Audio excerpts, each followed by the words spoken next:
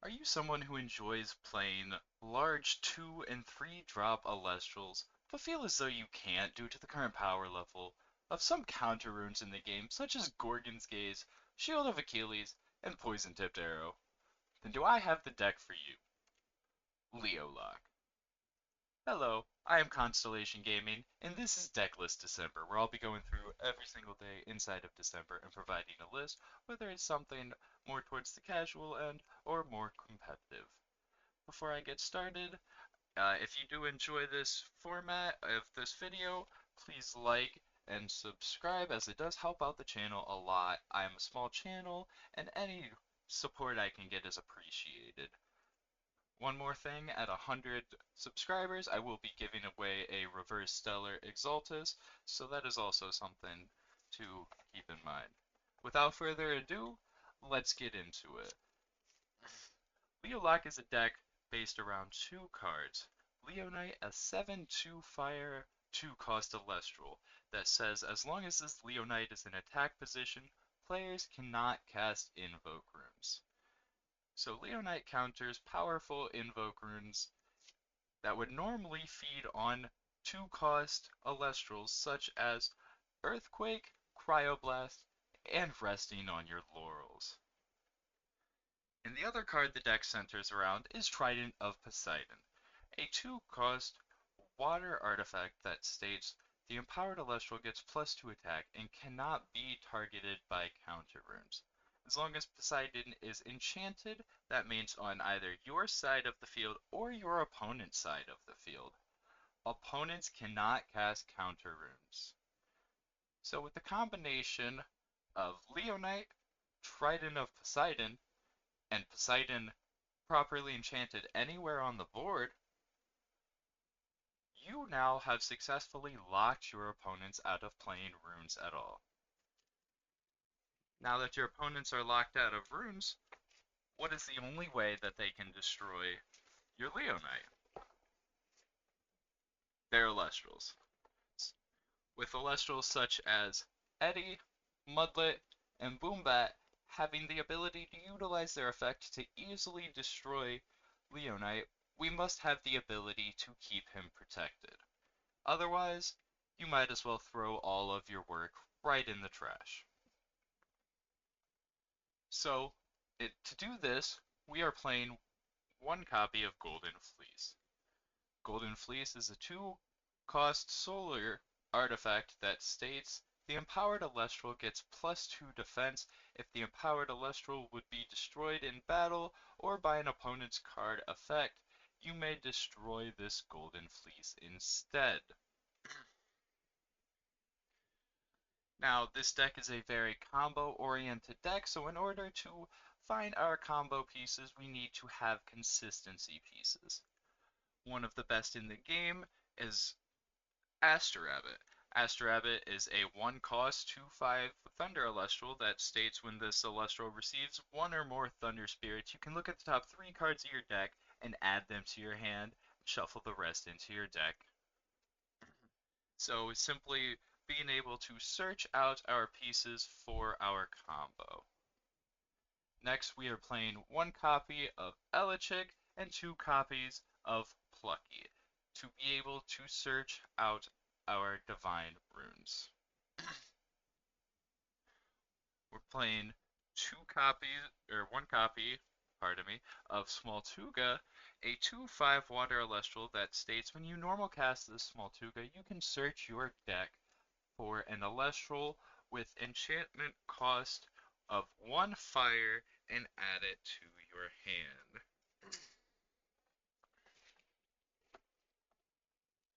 And finally, for consistency pieces and Elestrals, we have Comagma, a 4/2 1-cost fire Elestral that states when this Comagma receives 1 or more fire spirit, you can draw a card and then discard a card. And simply scrying from Magic to find your combo pieces. As far as our rune consistency pieces go, we have 2 copies of Hammer of Hephaestus.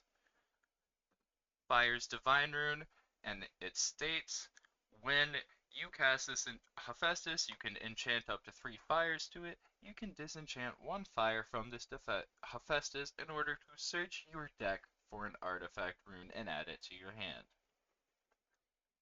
And our other consistency piece, also to find out our artifacts, Argo. Argo is a 2-cost Omni counter rune that states this Argo can be cast after an Elestral declares an attack. Cast an artifact rune from your hand or deck. The artifacts that we will be searching out with this is our 1 copy of Trident of Poseidon, previously mentioned before in the video. Our 1 copy of Golden Fleece, also previously mentioned in the video. And lastly, 1 copy of Necklace of Harmonia, in order to serve as a Nexus bank for Elestrals that we will show later on down the road, and also possibly to pair well with the Argo to simply keep one of our 1-drop Elestrals alive and be able to ascend into our Leonite. We would be playing Hammer of Hephaestus in order to avoid Elestral effects such as Kinleo and Boombat. However, Elestrals such as Eddy and Sorlet that change position do not technically target. Therefore, Hammer of Hephaestus is a bad card because many of these will get around it, so it is simply not playable in this deck. To finish out our Elestrals, we have 2 Kinleo, 2 Astrarabbit, and 2 Necrof. Kinleo can be good for making sure you don't fall behind by nexusing to destroy opposing Elestrals.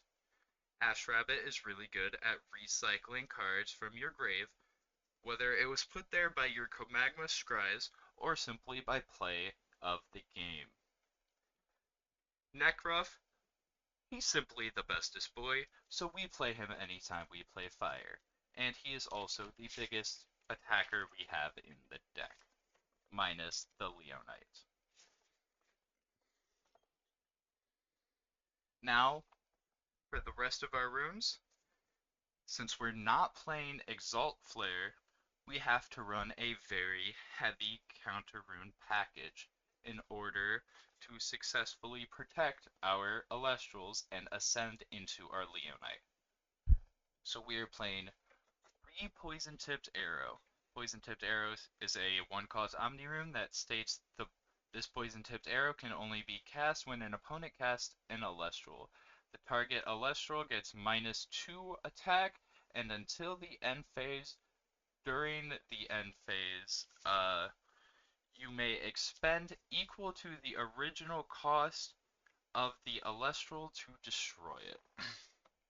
So Poison Tipped Arrow serves as not only a protection rune for our Elestrals, but also as a removal spell for their Elestrals.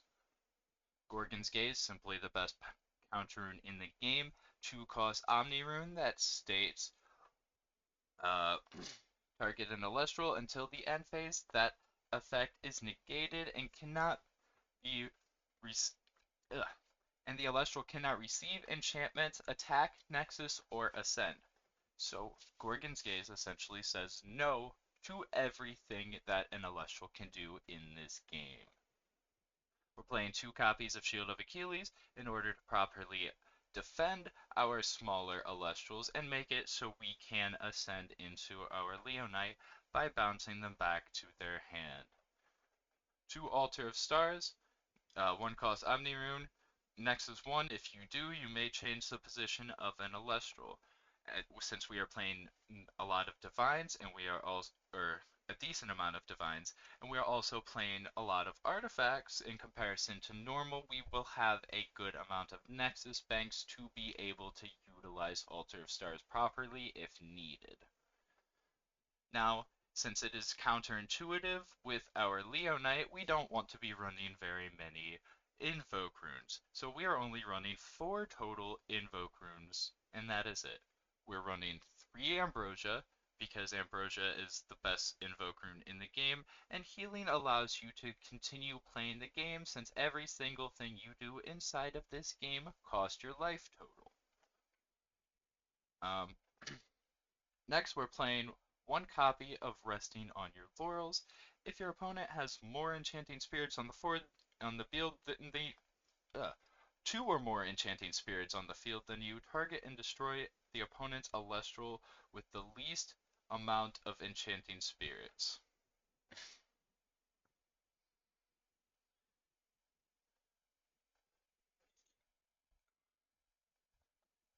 Next, we will move on to the spirits. We are playing 5 Leviathan, 3 Zaptor, 3 Luminape, and 9 Pyro. So what do you think of Leolock? Is this a deck you will use in the future? Let me know in the comments. Don't forget to like and subscribe as it does help the channel a lot. And I will see you tomorrow for another deck list.